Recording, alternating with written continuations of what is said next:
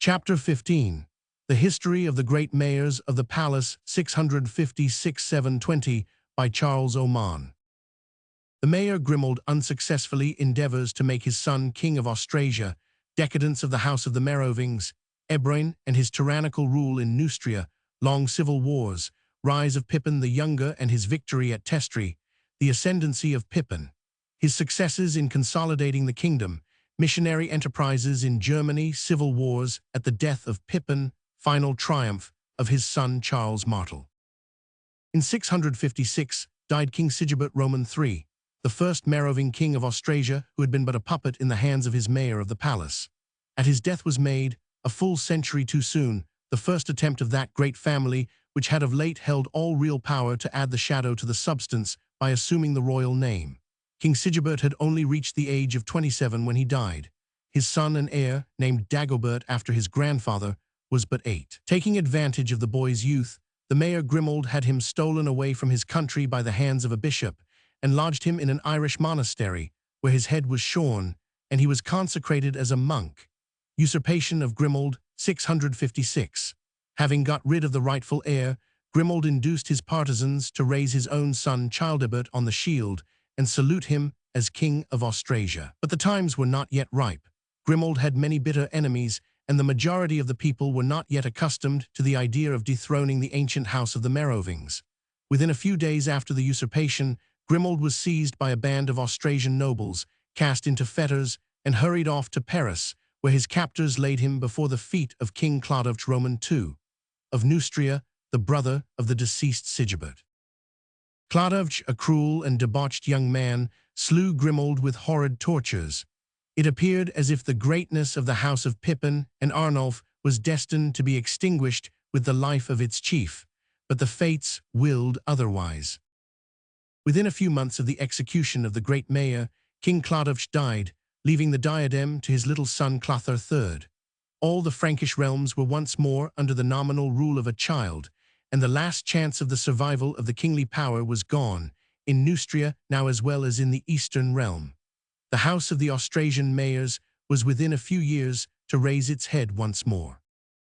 Meanwhile, the minority of Clothar Roman III was destined to be a time of storm and trouble. Before he had been 4 years on the throne, his Austrasian subjects determined that they would once more have a king of their own and not obey orders from Soissons or Paris.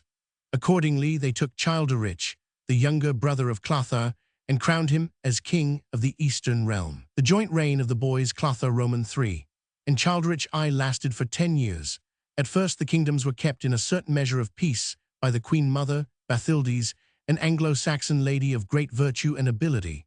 But after 4 years, worn out by the troublous task of reconciling the opposing factions of the nobility, she retired into a nunnery, and when her gentle influence was removed, trouble at once broke out.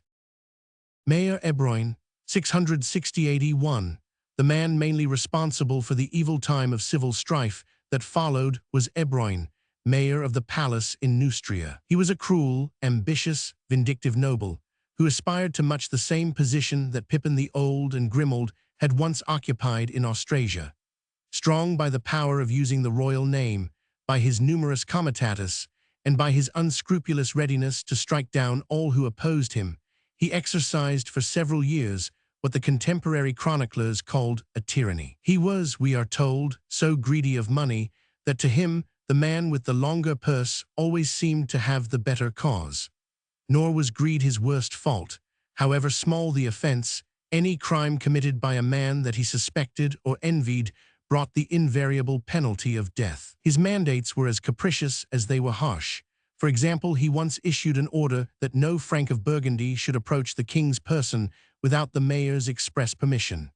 This domination of Ebroin lasted until his young master, Clothar III, of whose personal influence or character we hear not, died on the verge of manhood in 670. The autocratic mayor of the palace at once raised on the shield Theuderic, Clothar's youngest brother, but the majority of the Neustrians saw their chance of getting rid of their tyrant. Rising under the leadership of Leodegar, Bishop of Autun, they proclaimed Childeric of Austrasia king of the West, as well as of the East Franks, and called him in to their aid. The personal following of Ebroin was too weak to resist the Neustrian and Austrasian nobles combined. He and his puppet king were made captive, and both compelled to take monastic vows, Ebroin at Luxeuil, Theuderic at St. Denis. It might have been better in the end for the Franks if Liudger had been less merciful to the vanquished mayor. He was yet to give much trouble. For 3 years, Childeric reigned over all the Franks. He reached manhood in this time, but the power of the kingship did not pass into his own hand. The mayor Wulfold ruled in Austrasia, while Bishop Liudger administered Neustria with some success, till the old enemy of mankind, whose wont it always is to foment discord, began to stir up against him the envy of the great men whom he had taken as his fellows at the helm, and to sow the tares of malice between him and the king. Liudger was at last thrust by his envious colleagues into the monastery of Luxeuil, where he found his old enemy Ebroin awaiting his company. Murder of Childeric. In the same year King Childeric was murdered. He had seized a free Frank named Baudolin, and without trial or judgment bound him naked to a stake, and flogged him in the palace court.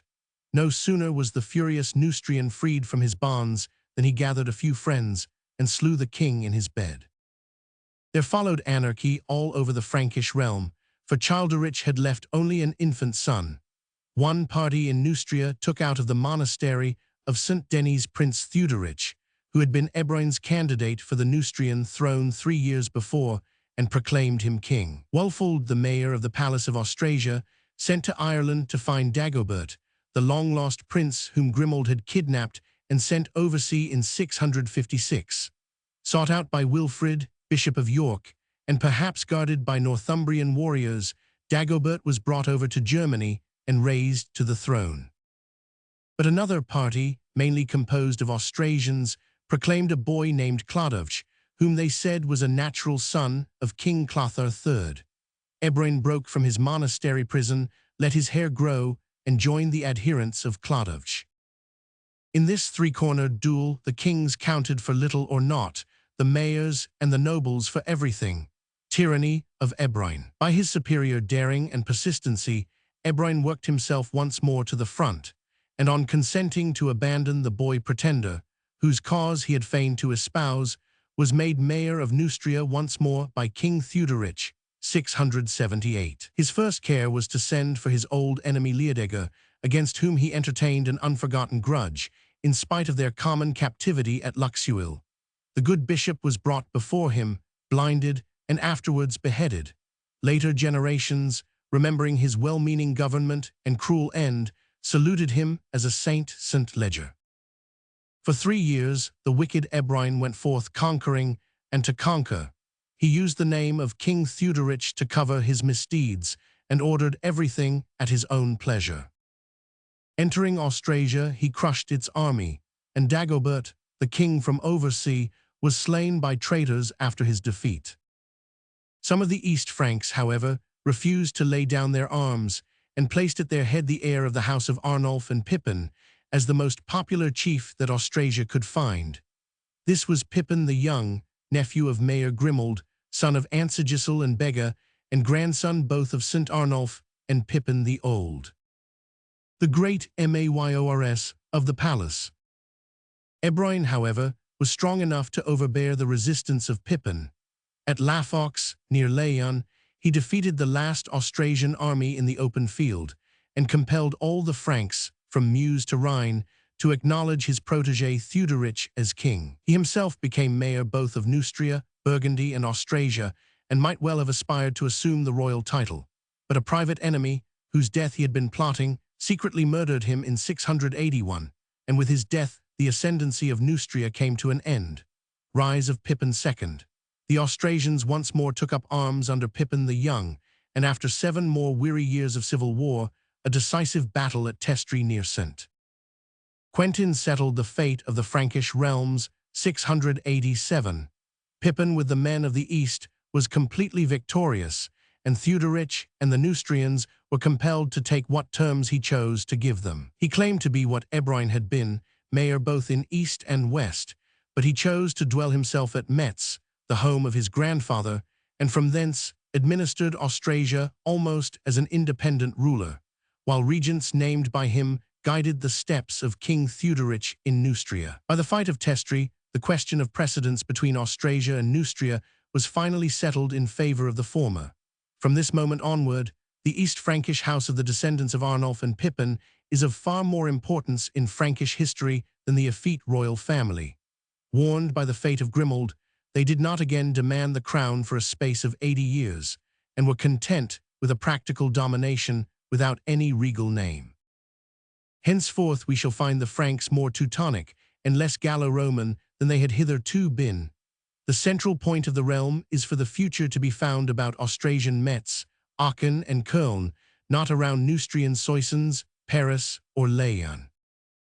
Pippin, the son of Ansegisel, was mayor of the palace for 26 years, 688–714, a period in which he did much to rescue the Frankish realm from the dilapidation and evil governance which it had experienced for the last 50 years. Dilapidation of the realm. His first task was to endeavor to restore the ancient boundaries of the kingdom, for during the reigns of the sons and grandsons of Dagobert I, the old limits of the realm had fallen back on every side.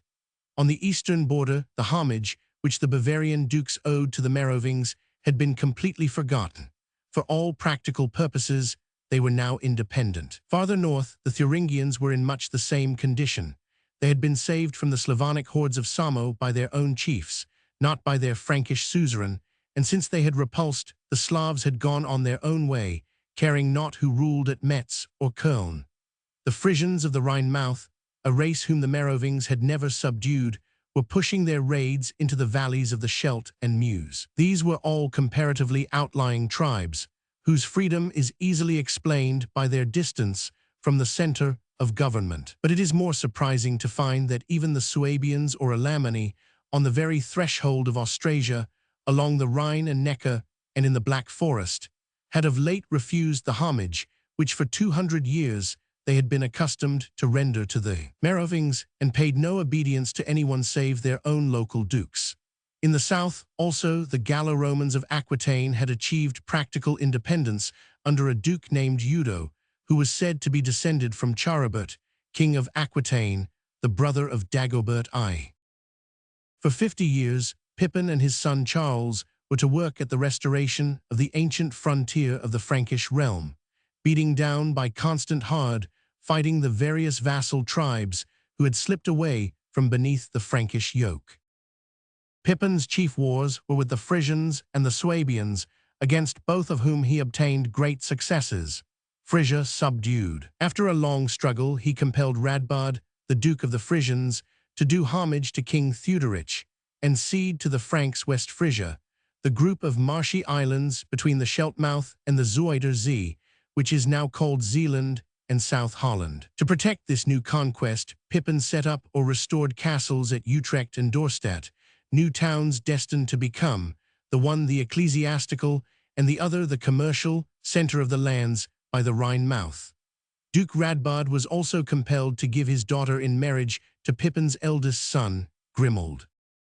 Another series of campaigns were directed against the Suabians. Pippin followed them into the depths of their forests and compelled their Duke Godfrid to acknowledge himself, as his fathers had done, the vassal of the Franks. It is very noticeable that under Pippin's rule and by his aid the conversion of Germany to Christianity was begun. The descendants of St. Arnulf were, as befitted the issue of such a holy man, zealous friends of the Church and patrons of missionary enterprise. The Merovingian kings had been, almost without exception, a godless race, Christian in name alone. They had taken no pains to favor the spread of Christianity among their vassals.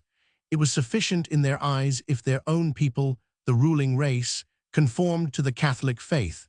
For the souls of Suabians, Frisians, or Bavarians, they had no care. Such missionaries as had hitherto been seen in the German forests, along the shores of the Bodensee, or the upper reaches of the Danube and Maine, had been, almost without exception, Irish monks, drawn from the Isle of Saints by their own fervent zeal for the spread of the gospel, not by any encouragement from the Frankish kings. In the 6th and 7th centuries, these holy men overran the whole continent, seeking for heathen to convert, or planting their humble monasteries in the wildest recesses of the mountains or the primeval forest.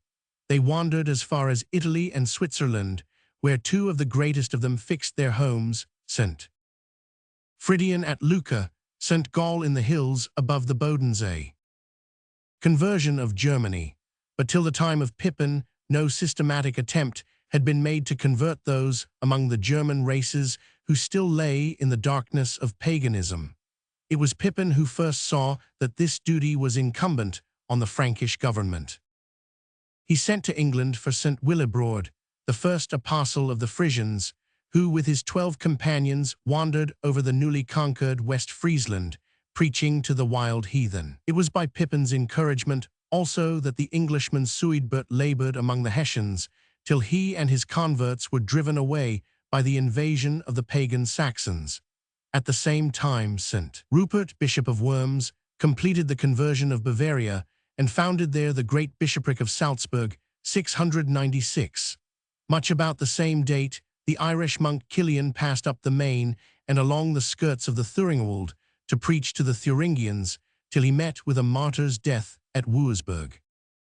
Everywhere the ascendancy of the grandson of Arnulf was followed by the arrival of zealous missionary workers, Franks, Irish or English, who strove to bear the standard of the cross into the German woodlands, where Woden and Thunder alone had hitherto been adored. What Pippin began, his greater son, Charles the Hammer, and his still mightier great-grandson, Charles the Emperor, were destined to complete.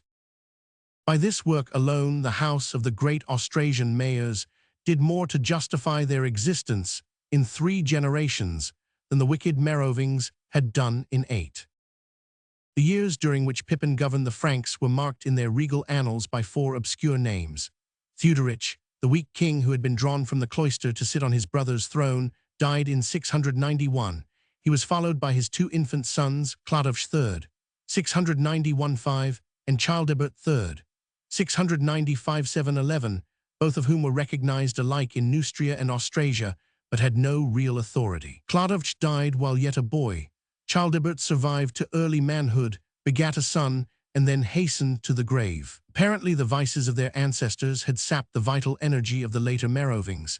Scarce one of them survived to reach the age of 30, and each long minority made the kingly power more and more shadowy, and the authority of the great mayor more and more real.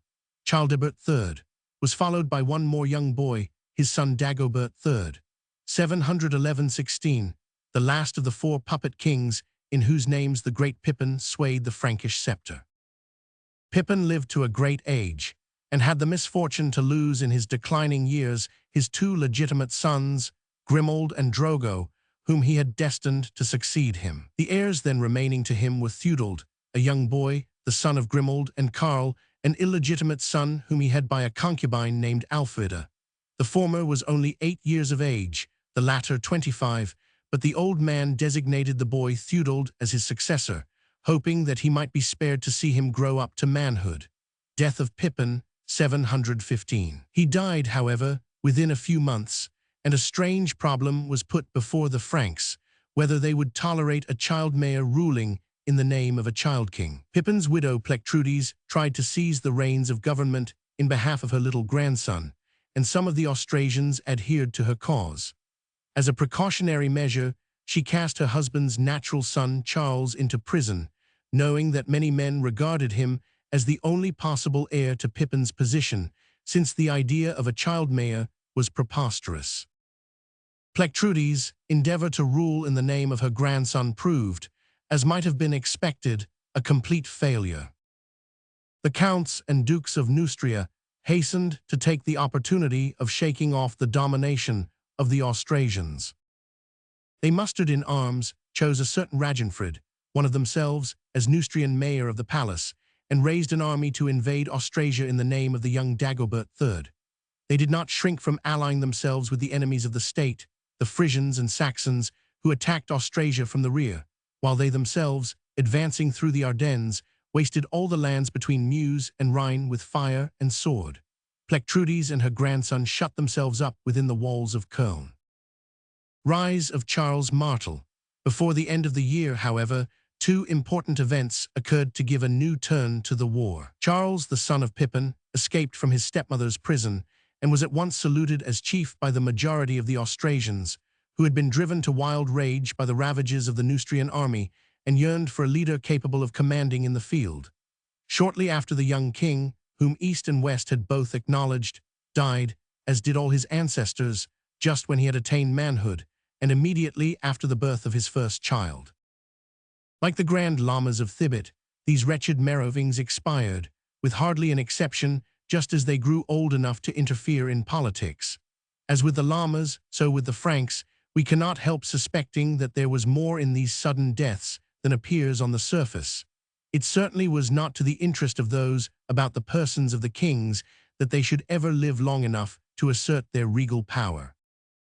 On the death of Dagobert, the Neustrians drew out from the monastery, where he had been placed in earliest infancy, the son of Childeric I, the king whom Baudolin had slain in 678. Chilperic II, 716. The monk Daniel was saluted by the royal name of Chilperic and raised on the shield.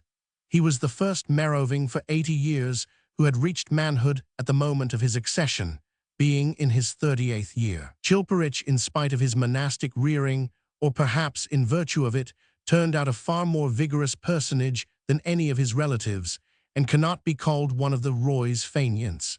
He continually took the field at the head of his Neustrians and did his best to become their national champion. Unfortunately, the times were against him. In 716, the Neustrian king and mayor marched together into Austrasia to make an end of the resistance alike of Plectrudes and of Charles. At the same time, Radbod, the Frisian duke, pushed up the Rhine towards Köln. Charles offered battle to the invaders near that city, but was defeated and forced to take refuge in the mountains of the Eifel. Chilperic then laid siege to Köln and compelled Plectrudes and her party to acknowledge him as king, give up the royal treasure hoard of Austrasia, and withdraw the boy Theudald's claim to the mayoralty. But while the Neustrian army was returning in triumph to its own land, Charles, who had assembled a new force, fell upon it near Malmedy, on the skirts of the Ardennes. At the Battle of Amblev, all the work of Chilperic's vigorous campaign was undone, for his army was routed, and he and his mayor, Raginfrid, barely escaped with their lives, 716. Battle of Vincy, 717. This was the first blow of Charles the Hammer, as after generations named him. From henceforth, his career was to be one of uninterrupted success against every foe who dared withstand him. Early in the spring, he followed up his first stroke by invading Neustria and defeating Chilperic for a second time at Vincy, near Cambrai. Pressing on after his victory, he pursued the Neustrians up to the gates of Paris, and when resistance ceased, turned back in triumph to Austrasia. There he compelled his stepmother Plectrudes to give up Köln to him and dispersed her partisans. Being now undisputed master of the Eastern Kingdom, he proclaimed a certain Clothar king and named himself mayor of the palace. Clothar IV, whose descent is not certain, but who was perhaps grandson of the Irish exiled Dagobert II, was of course a mere puppet in his mayor's hands. After securing for himself a legitimate position in the state, Charles started forth to humble all the enemies who had vexed Austrasia in its time of trouble.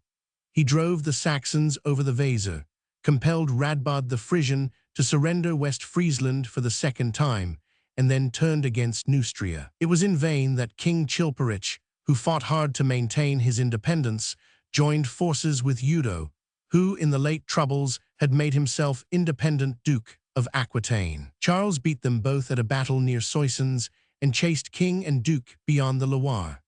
This Battle of Soissons was the last effort alike of the Merovingian house and the Neustrian realm. After it had been lost, they both bowed before the Austrasian sword and humbly took their orders from the great mayor of the palace, 718. At this conjuncture Charles's puppet, King Clothar IV, died. The victor of Soissons might perchance have chosen to proclaim himself king of Austrasia, but remembering the fate of his grandfather Grimoald, preferred to offer terms to the exiled King Chilperic. On recognizing Charles as mayor of East and West alike, the vanquished Meroving was allowed to return to Neustria and proclaimed king of all the Franks, 719. He had deserved a better fate than to sink into a mere name and shadow, and if he had been born 80 years earlier, might perchance, by his courage and persistence, have given a longer lease of power to the Merovingian house. But the times were now too late for his energy to avail. Chilperic Roman II died only a year after his submission to Charles. There remain only two more names to chronicle in the ancient royal house, Theuderic Roman IV and Childeric Roman II. These obscure persons, so obscure that the chroniclers do not even give us the date of Theuderic's death, were too weak even to be used as tools by the enemies of the great mayor. A well-known passage in Einhard describes their wretched position. For many years, the house of the Merovingians was destitute of vigor and had nothing illustrious about it save the empty name of king. For the rulers of their palace possessed both the wealth and the power of the kingdom, bearing the name of mayor, and had charge of all high matters of state. There was nothing for the king to do save to content himself with his title, and sit with his long hair and long beard on the throne, like the effigy of a ruler, to hear foreign ambassadors harangue him and answer them in words put into his mouth, as if speaking for himself. A featness of the last Merovingians. His royal name was profitless, and his allowance of revenue was at the discretion of the mayor, nor was there anything he could really call his own save one royal manor of moderate value, Montmac. There he kept his family and his little establishment of servants. When he had to travel, he set out in a covered carriage drawn by oxen and driven by a rustic retainer. Thus he used to travel up to his palace or to the national gathering, which met once a year to settle the affairs of the realm, and thus he would return. But the administration of the kingdom, and everything that had to be done either at home or abroad, was cared for by the mayor of the palace. Theuderic's name covers the years 727–37, Childeric's the years 740–752. Between the one's death and the other's accession, there was a period of 6 years, in which the great mayor did not even trouble to provide himself with a nominal king, but ruled on his own authority. The 22 years of Charles Martel's rule as mayor of Neustria and Austrasia are the turning point in the history of Western and Central Europe, 700–1941. Continuing the policy of his father Pippin the Younger, both at home and abroad, he devoted all his energies to restoring the old boundaries of the Frankish realm, taming its heathen neighbors, spreading Christianity among the more distant German tribes, and restoring law and order among the unruly counts and dukes within the empire. His strong hand was as valuable in ending anarchy at home as in winning victory abroad. Rise of the mayoralty. The 6 years of civil war which followed the death of Pippin the Younger had undone most of the work of that great man, and Charles had to commence once more the task which had busied his father. He was, however, in a position of greater firmness and strength than Pippin had enjoyed, and was able to make his will felt all over the Frankish realms in a much more thorough fashion. It was his task to make the arm of the central government feared all over the kingdom, as much as it had been in the days of the earliest Merovingian kings. The task was hard, because a century and a half of feeble administration had taught the local counts and dukes all the arts of insubordination, more especially the trick of utilizing the annual meetings of the Great National Council, what England would have called the Witan, for the purpose of overawing their ruler. They appeared at the Marchfield, followed by great hosts of armed followers, and bound themselves together by family or party confederacies to withstand the central government. In this they succeeded as long as the feeble Merovingians continued, and were able to elect the officers of state at their pleasure or to distribute the local governorships among each other. The great mayors put an end to this. The House of St. Arnulf had gathered such a great following of faithful partisans in Austrasia that, by their aid, it could face any combination of discontented counts. The other great houses of Austrasia seemed to have gradually disappeared, and all the smaller nobility and freemen of the land between Meuse and Rhine had become the enthusiastic followers of Pippin and Charles. In return, the great mayors planted Austrasians in office all over the kingdom, and trusted mainly to their aid in all crises. Their system was a domination of the Austrasians over the Neustrians, Burgundians, Aquitanians, and East Germans. Their empire reposed on the fact that their own countrymen were loyal, united, and self-confident, while the other races were jealous, divided, and humbled by recent defeat. Yet the struggle was no easy one. It needed the repeated blows of Amblev, Vinci, and Soissons to crush the Neustrian spirit of separatism. Aquitaine was only kept down by campaign after campaign directed against its disloyal dukes. Neither South Gaul nor South Germany, Suabia and Bavaria were really tamed till they had been deprived of their native dukes and cut up into countships or gauss administered by Austrasian chiefs. But the House of St. Arnulf continued to produce great men for generation after generation, and the taming was finally accomplished. The work of the great mayors without was no less arduous than within. To subdue those indomitable tribes of northern Germany, from whose pathless woodlands even the iron legions of Augustus had drawn back in despair, was a great work for the tumultuary armies of Austrasia to accomplish. But they carried out the struggle to the bitter end, till they had conquered the very easternmost Teuton and had looked upon the Baltic and the unknown boundaries of the Slavs.